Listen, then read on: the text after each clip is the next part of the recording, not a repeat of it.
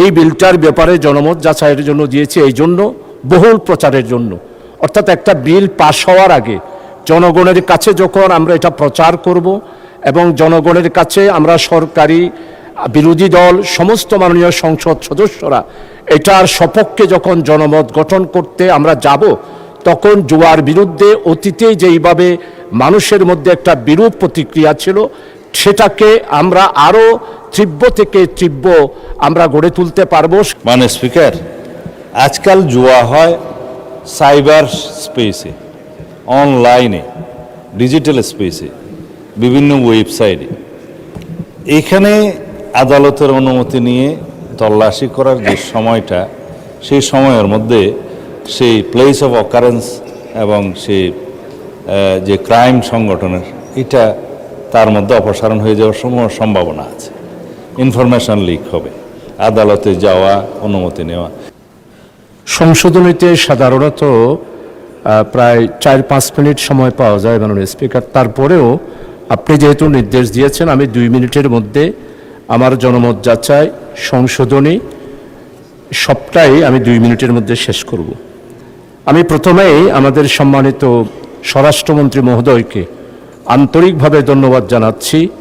উনি একটি জাতির এই ক্রান্তি লগ্নে যে এই জুয়া নিয়ে আমরা সবাই জানি 2008 সাল থেকে শুরু করে 2024 সাল পর্যন্ত, বিশেষ করে 2017-18 সালে এই জুয়া বাংলাদেশে তৎকালীন সরকারের পৃষ্ঠপোষকতায় যে এই জুয়া সারা বাংলাদেশে কেশুনি থেকে শুরু করে সারা বাংলাদেশকে অর্থনীতিকে কলাপস করে রেখেছিল, সেইখান থেকে আজকে জাতিকে উদ্ধার করার জন্য আমাদের মাননীয় স্বরাষ্ট্রমন্ত্রী এই জুয়া প্রতিরোধ বিলটি 2026 আজকে যে আমাদের এখানে নিয়ে এসেছেন। এই জন্য আজকে আমরা সবাই যেই উদ্বিগ্নের মধ্যে ছিলাম, অর্থনৈতিক দিক থেকে আমরা যেই অবস্থার মধ্যে ছিলাম, সেই জন্য উনি বিলটা নিয়ে এসেছেন। বিলটা অত্যন্ত গুরুত্বপূর্ণ। তবে আমি এই বিলটার ব্যাপারে জনমত যাচাইয়ের জন্য দিয়েছি এই জন্য, বহুল প্রচারের জন্য।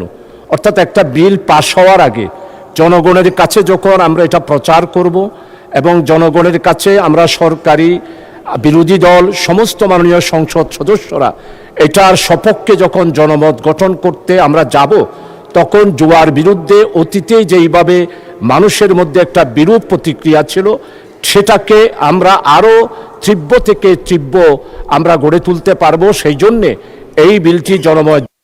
মাননীয় সদস্যদের বক্তব্যের পরিপ্রেক্ষিতে আপনার বক্তব্য উত্থাপন করতে পারেন। মাননীয় স্পিকার, আপনাকে ধন্যবাদ।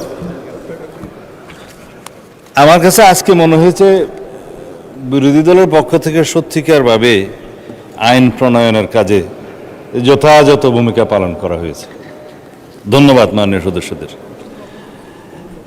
এই জুয়া প্রতিরোধ বিলের উপরে জনমত যাচাইয়ের জন্য 8 জন মাননীয় সংসদ সদস্য নোটিশ দিয়েছিলেন। 7 জন আলোচনা করেছেন। প্রত্যেকের আলোচনা আমি মনোযোগ দিয়ে শুনেছি।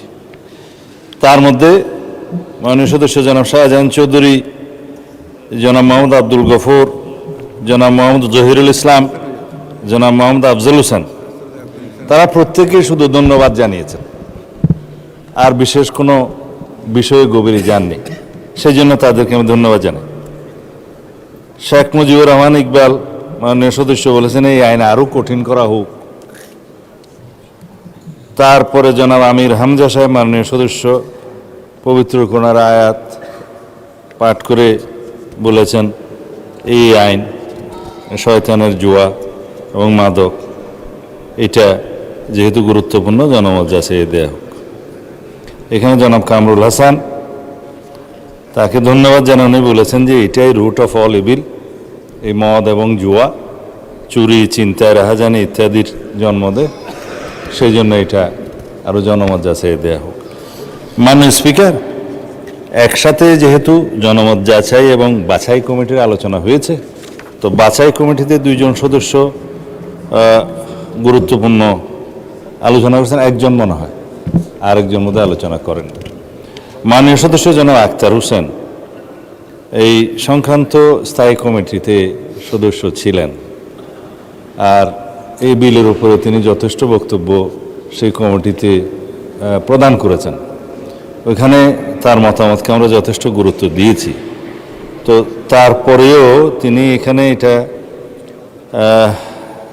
জনমত যাচাইয়ের জন্য যে বিলটি প্রণয়নের জন্য এখানে যে আবার সংশোধনী এনেছেন, প্রস্তাব নোটিশ দিয়েছেন, এটা একসাথে বাছাই কমিটির কথাও বলেছেন কিনা আমি জানি না, বাছাই কমিটি তো আরও আছে। তার দুইটা দফা খুব গুরুত্বপূর্ণ, যেটা জবাব দেওয়ার প্রয়োজন। একটা হচ্ছে বিলের দফা 36-এ আদালতের অনুমতি নিয়ে তল্লাশি করা এবং জব্দ করার বিষয়।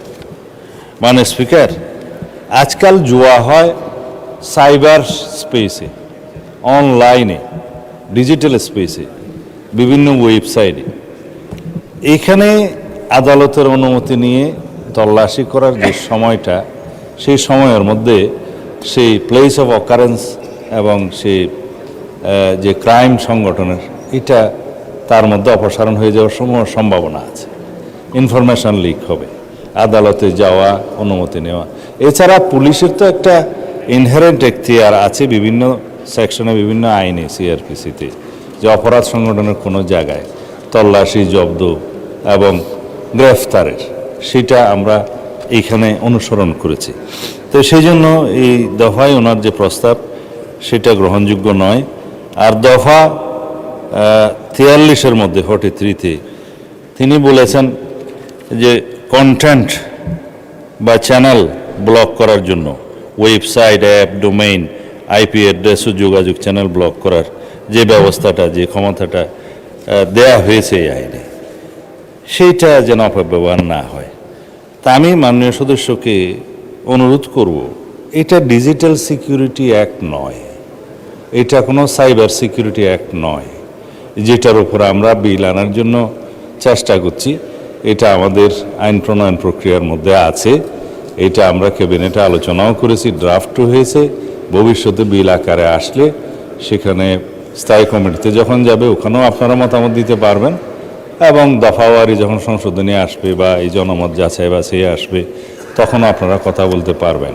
সেটা আলোচনাটা সেইখানে করা দরকার। এইখানে যে ব্লক কন্টেন্ট ডিলিট করার কথা বলা হয়েছে, সেটা এখন আমরা অনেকটা আনঅফিসিয়ালি এক্সারসাইজ করতে হয়। বিভিন্ন ওয়েবসাইটে যে জুয়া এখন পরিচালিত হচ্ছে অবৈধভাবে, সেগুলো ডিলিট আজকে একটা করে দিলে আগামীকালকে আবার একটা ওয়েবসাইট, আবার একটা অন্য। মাননীয় মন্ত্রী, এখন শুধু জনমত যাচাইয়ের ব্যাপারে আমরা ভোটে দেব, আপনি সংশোধনী সম্বন্ধে পরে বলতে পারবেন। উনি একসাথে বোধহয় আলোচনা করে ফেলেছেন, সেই জন্য ধন্যবাদ মাননীয় স্পিকার। আমি আর সময় নেব না। তা আপনি যেহেতু মাননীয় সদস্য অধ্যাপক মুজিবুর রহমানের ইন্নামাল খামর ওয়াল মাইসু সম্পর্কে বলে ফেলেছেন, আমি আর এখানে জবাব দেওয়ার দরকার নেই। আমরা দুইটাই একসাথে অ্যাড্রেস করছি। মাননীয় সদস্যকে সেদিন বলেছিলাম যে মাদক নিয়ন্ত্রণ আইনটা অর্থ বিল, যার কারণে মাননীয় রাষ্ট্রপতির সুপারিশ গ্রহণ করতে হয়েছে, আমাদের কয়েকটা দিন সময় লেগেছে। তা না হলে জুয়া এবং মাদকের আইনটা দুটোই আমাদের রেডি ছিল, একদিনেই আমরা উত্থাপন করতে পারতাম। তো এইটা আপনার টেবিলের সামনে আছে, উত্থাপিত হয়েছিল। পরে আজকে স্থায়ী কমিটিতে, না 2 দিন আগে স্থায়ী কমিটিতে এটা আলোচনা হয়েছে।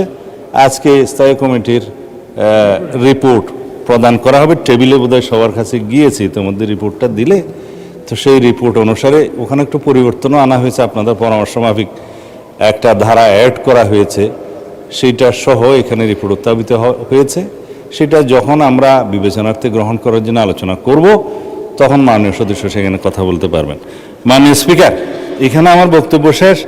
জনমত যাচাই এবং বাছাইয়ের যে বাছাই তো একসাথে আলোচনা হয়েছে নিশ্চয়ই। জনমত যাচাই এবং বাছাইয়ের এই যে প্রস্তাবগুলো, নোটিশগুলো, এগুলো গ্রহণ করা গেল না বলে দুঃখিত। ধন্যবাদ মাননীয় স্পিকার। ধন্যবাদ মাননীয় মন্ত্রী।